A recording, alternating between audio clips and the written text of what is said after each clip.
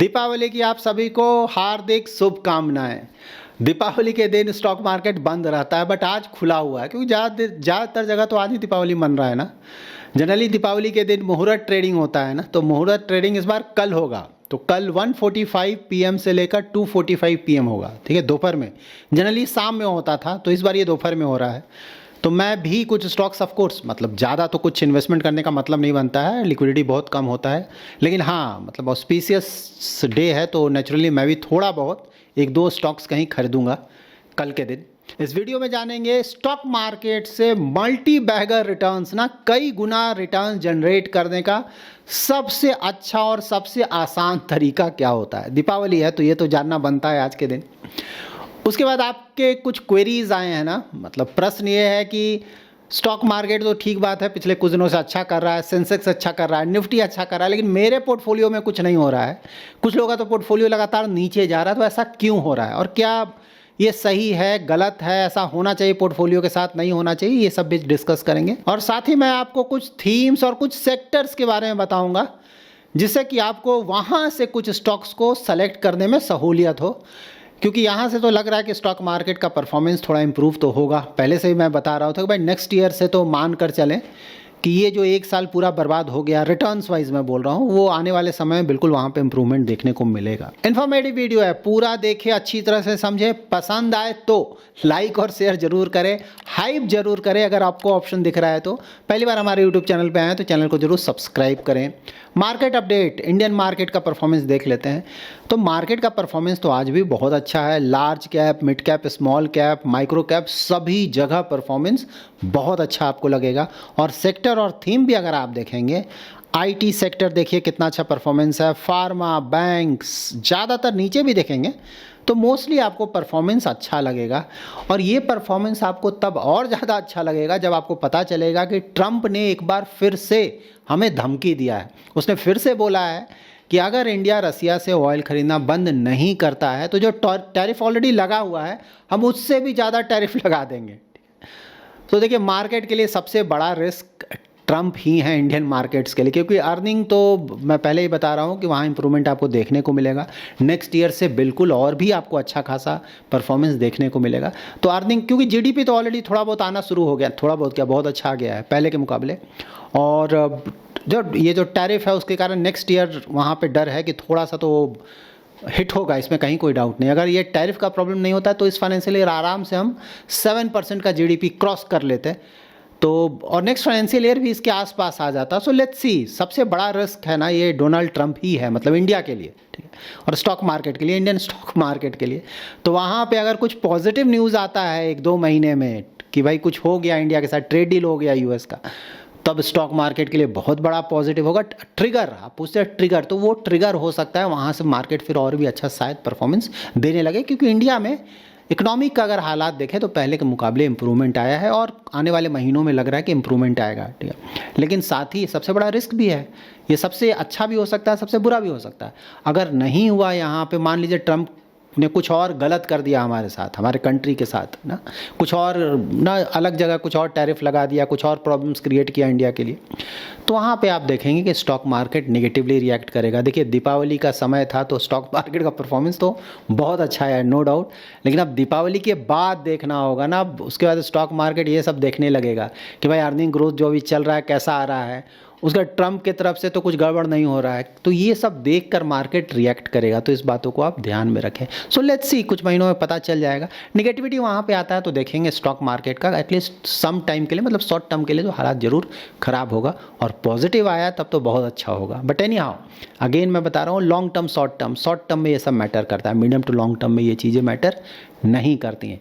तो medium to long term में क्या मैटर करता है, तो मीडियम टू लॉन्ग टर्म में मैटर करेगा भैया आपने जो भी म्यूचुअल फंड स्कीम खरीदा हुआ है, जो भी आपने स्टॉक्स खरीदा हुआ है, उसका क्वालिटी कैसा है। म्यूचुअल फंड स्कीम्स ना, पुराने म्यूचुअल फंड कंपनीज़ हैं, परफॉर्मेंस लगातार बहुत अच्छा चल रहा है, 1-2 साल अप डाउन चलता है, उसमें कहीं कोई दिक्कत नहीं। कितना भी स्कीम अच्छा हो, 1-2 साल कोई भी अंडर परफॉर्म कर सकता है, लेकिन मान लीजिए 10 साल का ट्रैक रिकॉर्ड है, 10 साल में ना 6-7 साल अगर परफॉर्मेंस ठीक है मीन्स बेंचमार्क के आसपास या उससे ज़्यादा रिटर्न जनरेट करा है, बहुत अच्छी बात है, ठीक है।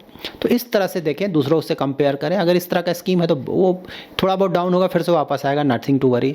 स्टॉक्स में भी वही है कि अगर भाई फंडामेंटली आपने अच्छा सेलेक्ट किया हुआ है, वैल्यूएशन ठीक ठाक पे खरीदा हुआ है, अगेन वो थोड़ा बहुत अप डाउन होगा, कोई कंसर्न नहीं होना चाहिए। बिजनेस है ना, थोड़ा बहुत अप डाउन किसी भी बिजनेस में होता है, क्योंकि आप जब कोई भी स्टॉक खरीद रहे हैं तो आप तो मालिक बन रहे हैं, आपका खुद का बिजनेस है वो ना आपने पैसा इन्वेस्ट किया, आप मालिक हैं वहाँ पे, छोटे मालिक अगर कम शेयर्स हैं तो टाइम देना चाहिए, ठीक है। तो ये इसी तरह से देखें तो दीपावली के मौके पर सिर्फ मैं यही बताना चाहूँगा कि देखिए क्वालिटी अच्छा रखें, ठीक है, और लॉन्ग टर्म तक बने रहें। मीडियम टर्म किसको बोलेंगे, मेरा डेफिनेशन है, सबका अलग अलग होता है, मेरा डेफिनेशन है इक्विटी के लिए मीडियम टर्म 5 to 10 ईयर्स और long term more than 10 years. 5 year से कम जो भी है वो शॉर्ट टर्म होता है, ठीक है, इक्विटी के लिए, और लेस देन 5 ईयर्स के लिए किसी भी इक्विटी प्रोडक्ट में इन्वेस्टमेंट नहीं करना चाहिए। एटलीस्ट मीडियम टर्म जरूर रखें 5 to 10 ईयर्स, और अगर 10 ईयर्स से ज़्यादा रखते हैं लॉन्ग टर्म तो बहुत अच्छी बात है। ये बेसिक है, जिस दिन आपने ये समझ लिया और इसे फॉलो कर लिया तो उसके बाद स्टॉक मार्केट में मोस्टली आपको नेगेटिव सरप्राइजेस देखने को नहीं मिलेंगे। नेगेटिव सरप्राइजेस किसको मिलते हैं, एक तो बिना सोचे समझे जो इन्वेस्टमेंट करता है, दूसरों का सुनकर ना, खुद का कुछ भी पता नहीं है, दूसरों पर पूरी तरह से डिपेंडेंट होता है, उसके साथ तो बुरा होगा ना। आई होप आप समझते हैं ना, कोई भी काम करने जाएंगे बिना सोचे समझे करेंगे तो उसमें तो गलती होगा ही ना। तो अच्छा है कि भाई खुद से सीख लें, और नहीं सीख सकते हैं तो किसी का हेल्प लें, ठीक है, लेकिन जेन्युइन पर्सन का हेल्प लें जिसको अच्छा खासा आइडिया है, ठीक है, उस तरह से आप देखें, किसी का भी सुनकर ना करें। और उसके बाद लॉन्ग टर्म तक बने रहना होगा। शॉर्ट टर्म में तो आपको पता है न्यूज़ बेस्ड है ना, 100% लक है स्टॉक मार्केट। तो अगर शॉर्ट टर्म में अप डाउन के चक्कर में आपने बेच दिया, खरीद लिया, तब तो आपका पूरा पोर्टफोलियो खराब हो जाएगा, रिटर्न्स भी आपको नहीं आएगा, ठीक। तो हमेशा ध्यान में रखें, शॉर्ट टर्म ना कुछ महीना 1-2 साल वो 100% लक होता है स्टॉक मार्केट। कहीं कुछ अच्छा न्यूज़ आ गया, जैसे ट्रंप ना, ये तो प्योर लक है ना, हमें नहीं पता है ट्रंप क्या करेगा इंडिया के साथ, कुछ अच्छा करेगा या बुरा करेगा, ठीक है। अच्छा करेगा मतलब कोई ट्रेड डील हो जाए तो स्टॉक मार्केट ऊपर चला जाएगा बहुत तेज़ी से, और मान लीजिए कुछ और टैरिफ लगा दिया, कुछ और गड़बड़ कर दिया इंडिया के साथ, वो तो बोल रहा है करूँगा, अगर इंडिया जो भी वो बोल रहा है ट्रंप, अगर इंडिया ने वो नहीं माना पूरी तरह से तो अगेन कुछ ना कुछ गड़बड़ करेगा, तो उसके कारण स्टॉक मार्केट निगेटिवली रिएक्ट करेगा। तो एग्जैक्टली तो हमें पता नहीं है कि क्या होगा ना। तो यही मैं बोल रहा हूँ शॉर्ट टर्म के लिए, लेकिन हाँ ट्रंप शॉर्ट टर्म फिनोमेना है, मतलब 3 साल बहुत है, 3 साल से ज़्यादा तो रहेंगे नहीं वो तो देखिए इसीलिए ध्यान में रखें कि शॉर्ट टर्म के लिए जो भी प्रॉब्लम्स हैं, या फिर अच्छा जो बुरा या अच्छा जो कुछ भी है, ठीक है, वो प्योर लक है, उसमें कुछ भी नहीं किया जा सकता है। तो आप उस चक्कर में बिल्कुल ना पड़े। मीडियम टू लॉन्ग टर्म में कुछ अच्छी चीज़ें भी होंगी, कुछ बुरी चीज़ें भी होंगी, तो एवरेज आउट करके, ठीक है, मैं हमेशा इस बात को बोलता हूँ, एवरेज आउट करके आपको ठीक ठाक रिटर्न मिल जाएगा मीडियम टू लॉन्ग टर्म में। शॉर्ट टर्म में तो बहुत रिस्की है। अगर आपका लक अच्छा है तो शॉर्ट टर्म में ही आपको अच्छा रिटर्न मिल जाएगा, और लक अच्छा नहीं है तो फिर आपको प्रॉब्लम्स होंगे, ठीक है। तो ये बेसिक, इसको तो बिल्कुल आप याद कर लें, परमानेंट मेमोरी में फिट कर लें कि बेसिक नॉलेज आप अपना रखें। बेसिक नॉलेज का मतलब ये हुआ कि एटलीस्ट आप ये समझ सकें कि सामने वाला जो बोल रहा है गलत बोल रहा है, सही बोल रहा है, उसकी बातें सुननी चाहिए कि नहीं, ठीक है। क्योंकि बोलने वाले तो बहुत है ना, हज़ारों लोग हैं। अब सबका सुनकर आप कुछ भी करने लगेंगे तब तो आपके साथ प्रॉब्लम होगा, और आपके साथ जो प्रॉब्लम होगा उसकी रिस्पॉन्सिबिलिटी तो आपकी होगी ना। आपका हार्ड अर्न मनी है, बिना सोचे समझे आप काम कर रहे हैं। तो इस बात को ध्यान में रखें, दीपावली का समय है तो इस बात को परमानेंट मेमोरी में फिट कर लें, ठीक है। इसके बाद आप लोग का क्वेरी आया है कि ना सेंसेक्स निफ्टी ऊपर जा रहा है, मेरा पोर्टफोलियो तो मूव ही नहीं कर रहा है, क्या करूं, बेच दूं, खरीद लूं, इस तरह के तो बहुत सारे क्वेरीज आते हैं। तो देखिए सबसे पहले आप देखें कि पोर्टफोलियो आप में आपने इन्वेस्टमेंट कहाँ किया। मान लीजिए म्यूचुअल फंड, ठीक है, तो इधर कुछ दिनों से, आज तो खैर मिड कैप स्मॉल कैप का ही परफॉर्मेंस अच्छा है, लेकिन उधर 2-3 दिन हमने देखा ना स्मॉल कैप मिड कैप का कोई परफॉर्मेंस नहीं था, लेकिन लार्ज कैप का परफॉर्मेंस ठीक था।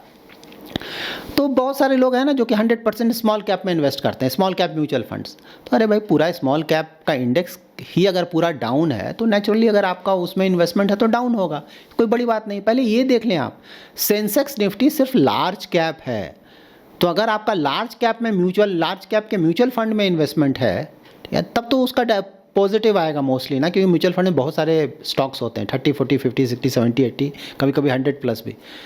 तो मोस्टली वो बेंचमार्क के ना, या फिर आप बोलें कि जो इंडेक्स है उसके आसपास ही मूव करता है, थोड़ा ऊपर थोड़ा नीचे या लगभग उतना ही, ठीक है। तो अगर लार्ज कैप का तो सही बात है, लार्ज कैप का तो परफॉर्मेंस आना चाहिए, अगर नहीं आ रहा है तो बिल्कुल चेक करना चाहिए कि क्या बात है भाई।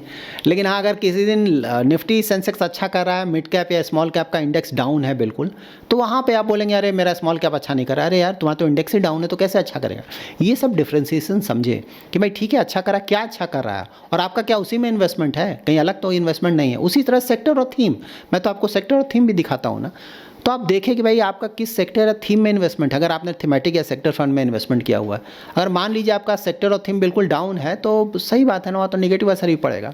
तो ये सब बेसिक चीज़ें समझे कि आपका इन्वेस्टमेंट कहाँ है, कौन सा चीज़ ऊपर गया, कौन सा चीज़ नीचे गया है। एक तो ये हो गया। दूसरा, अगर आपने किसी ना पर्टिकुलर स्टॉक में इन्वेस्टमेंट किया हुआ है, म्यूचुअल फंड नहीं, स्टॉक्स में, तो वहाँ तो भाई स्टॉक बेस्ड न्यूज़ पे भी डिपेंड करता है ना, मार्केट का बिल्कुल सही बात है, सेंटीमेंट का फ़र्क पड़ता है। लेकिन स्टॉक स्पेसिफिक परफॉर्मेंस अलग होता है। कई बार आप देखें पूरा पूरा मार्केट ऊपर है, लेकिन किसी अच्छी क्वालिटी का स्टॉक भी अगर आप देखें तो डाउन रहता है, ठीक है। तो उसका ये मतलब नहीं है कि स्टॉक खराब हो गया, ठीक है। वो स्टॉक स्पेसिफिक कुछ न्यूज़ आया होगा, उसके कारण थोड़ा बहुत अप डाउन हुआ, ठीक है। तो ये जो 2-3 दिन का ना मार्केट ऊपर जा रहा है, मेरा पोर्टफोलियो नीचे हो गया, ये सब कोई कंसर्न नहीं होना चाहिए। मेरा पोर्टफोलियो आज देखेंगे ना फ्लैट है या थोड़ा निगेटिव है, जबकि मार्केट तो ऊपर है, सभी कुछ ऊपर है। तो इससे ये नहीं कि मैं परेशान हो गया, अरे मार्केट ऊपर जा रहा है, मेरा पोर्टफोलियो कुछ नहीं। कभी कभी तो मार्केट निगेटिव रहता है, मेरा पोर्टफोलियो ऊपर रहता है। कभी कभी मार्केट में 0.5% का रिटर्न आता है, मेरा 2-3% ऊपर चला जाता है पोर्टफोलियो। तो ये चीज़ों को सीरियसली नहीं लेना है, ठीक है। तो I hope you understand. Large cap, mid cap, small cap देखें, सेक्टर देखें, थीम देखें, फिर आपने जिस स्टॉक में इन्वेस्ट किया उसके स्पेसिफिक कोई न्यूज़ है, क्या है, ठीक है, ये सब देखें। और थोड़ा बहुत अप डाउन होता है तो बिल्कुल इन चीज़ों को सीरियसली ना लें। नाउ कुछ सेक्टर और थीम का डिस्कशन कर लेते हैं। तो देखिए, सबसे पहले जब भी आप इन्वेस्टमेंट करने जाते हैं ना, तो देखिए कि भाई टेलविंड कहाँ है और हेडविंड कहाँ है। इससे आपको बहुत हद तक हेल्प मिलेगा। टेलविंड के मतलब कि ना इकोनॉमिक फ्रंट पे किन किन कंपनीज़ को हेल्प मिल रहा है, या गवर्नमेंट की तरफ से किन कंपनीज़ को हेल्प मिल रहा है। और इकोनॉमी पे अगर देखें, जैसे यूएस के टैरिफ के कारण किन कंपनीज़ को प्रॉब्लम हो सकता है, तो हेडविंड मानेंगे कि भाई वहाँ प्रॉब्लम आ रहा है, ठीक। तो गवर्नमेंट की तरफ से डिफेंस तो बहुत सिंपल है ना, कई बार मैंने डिस्कस किया है कि भाई डिफेंस के 1-2 स्टॉक्स में अगर ना वैल्यूएशन ठीक ठाक है, फंडामेंटल अच्छा है, ये दोनों ध्यान रखें। ध्यान नहीं रखेंगे तो फिर प्रॉब्लम में आ जाएंगे, ठीक है। बार बार मैं रिपीट करता हूँ। तो टेलविंड है, इसका ये मतलब नहीं कि कहीं भी कुछ भी इन्वेस्ट कर लिया उसके बाद पैसा डूब गया तो आप हैरान परेशान हो गए। फंडामेंटल और वैल्यूएशन, ठीक है। तो डिफेंस का 1-2 स्टॉक, एक स्टॉक तो ऑलरेडी मेरे पास है, मैंने बताया हुआ है कि भाई एक और तो मिनिमम, एक और तो मैं ज़रूर लूँगा। तो मैं प्रोसेस में हूँ, तो कुछ दिनों में मोस्टली आने वाले समय में मैं बिल्कुल वहाँ पे वेट कर रहा हूँ, थोड़ा गिरे तो मैं लूँगा। तो डिफेंस, यस, मतलब मैं खुद का बता रहा हूँ कि नो ब्रेनर है मेरे लिए, तो मैं वो बिल्कुल एक और लूँगा, और अगर मौका मिले तो शायद एक और ले लूँ। डिफेंस में मैं अच्छा खासा एक्सपोजर रखूँगा फिलहाल, लेकिन एक ही स्टॉक है मेरे पास, डिफेंस नंबर 1, क्योंकि वहाँ से टेलविंड आ रहा है और बिल्कुल उम्मीद है कि आने वाले कुछ सालों तक वहाँ परफॉर्मेंस अच्छा रहेगा। लेकिन बस कंडीशन यही है कि भाई क्वालिटी अच्छा हो ना, फंडामेंटल अच्छा हो, वैल्यूएशन ठीक ठाक हो। वहाँ गड़बड़ होगा तो प्रॉब्लम में आ जाएंगे, ठीक। नंबर 1। उसके बाद रेयर अर्थ एलिमेंट्स पे बहुत काम चल रहा है अभी ना, मतलब पूरे वर्ल्ड में हलचल है चाइना के कारण। तो वहाँ भी सरकार जोर शोर से लगा हुआ है और आने वाले कुछ सालों तक वहाँ पे मूवमेंट रहेगा। सरकार की तरफ से भी अच्छा खासा टेलविंड मिलेगा। तो वहाँ पे भी अगर कोई स्टॉक मिल रहा है, ठीक है, शॉर्ट टर्म में ऑफ कोर्स कुछ खास शायद वहाँ मूवमेंट ना हो, लेकिन वहाँ पे अगर पेशेंटली अगर बैठा जाए, क्वालिटी अच्छा है, वैल्यूएशन ठीक ठाक है, तो वहाँ भी कुछ हो सकता है। तो इसको भी ध्यान में रखें। उसके बाद फाइनेंशियल्स, देखिए बैंकिंग उधर बिल्कुल डाउन एंड आउट चल रहा था, बैंकिंग का समय अब आ रहा है, ठीक है, क्योंकि इंटरेस्ट रेट कट ज़्यादातर हो चुका है। मुश्किल से यहाँ से 1 से 2 और रेट कट, उससे ज़्यादा तो नहीं लग रहा है, बहुत हुआ तो 2 रेट कट हुआ, ठीक है। तो इसलिए बैंकिंग जो मार्जिन कंप्रेशन उधर हिट हो रहा था ना, वो धीरे धीरे अब वो प्रॉब्लम रिजॉल्व होगा। अभी भी थोड़ा बहुत प्रॉब्लम चल रहा है, लेकिन धीरे धीरे वो रिजॉल्व होगा। और इंटरेस्ट रेट कम है तो उसके कारण क्रेडिट ऑफटेक बैंक्स का चलेगा, मतलब कि ज़्यादा से ज़्यादा लोन देंगे, जिसके कारण उनका बिजनेस बढ़ेगा। तो बैंकिंग तो आप देख भी रहे हैं ना, परफॉर्मेंस इंप्रूव भी किया है इधर।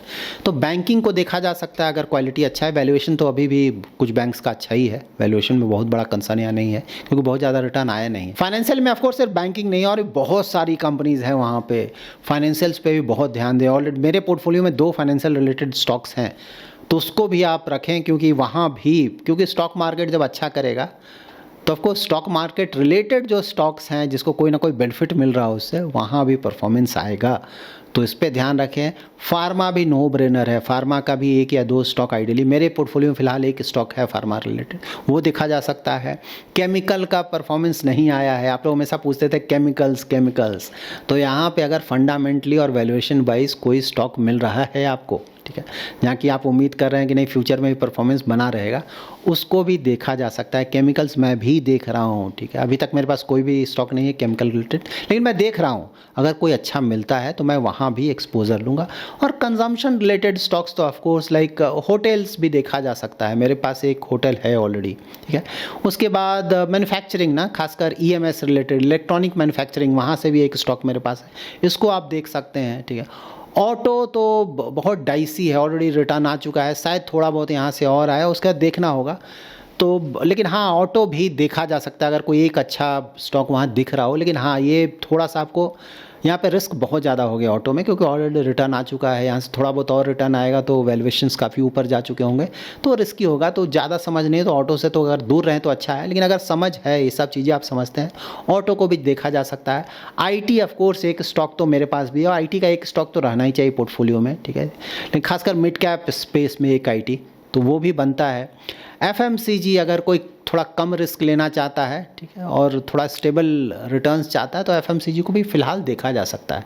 एफएमसीजी में कोई बहुत ज़्यादा रिटर्न मैं तो एक्सपेक्ट नहीं कर रहा हूँ, मेरे पास है भी नहीं, और एफएमसीजी शायद मैं इन्वेस्ट भी ना करूँ। लेकिन हाँ, मैं इन्वेस्ट नहीं करूँगा इसका ये मतलब नहीं कि ख़राब है, क्योंकि यहाँ से भी रिटर्न्स नहीं आया एफएमसीजी में। तो अगर किसी कोई स्टॉक आपको दिख रहा है जहाँ की थोड़ा बहुत परफॉर्मेंस आना शुरू हो चुका है और लग रहा है कि नहीं परफॉर्मेंस और इम्प्रूव होगा यहाँ से, और वैल्यूएशन, क्योंकि एफएमसीजी में वैल्यूएशन प्रॉब्लम है, कहीं कहीं बहुत ज़्यादा वैल्यूएशन अभी भी, ठीक है, तो अगर वैल्यूएशन भी रीजनेबल है दूसरों के मुकाबले, क्योंकि सभी कुछ रिलेटिव है, तो उसे भी देखा जा सकता है। बहुत कुछ है यहाँ पे, ठीक है, तो आने वाली वीडियोस में और मैं इन चीज़ों को कवर करूँगा आप लोगों के लिए। So that's it in this video. अगर आपको ये वीडियो पसंद आया है तो जरूर लाइक एंड शेयर करें। पहली बार हमारे यूट्यूब चैनल पर आ रहे हैं तो चैनल को जरूर सब्सक्राइब करें। Thanks lot for watching.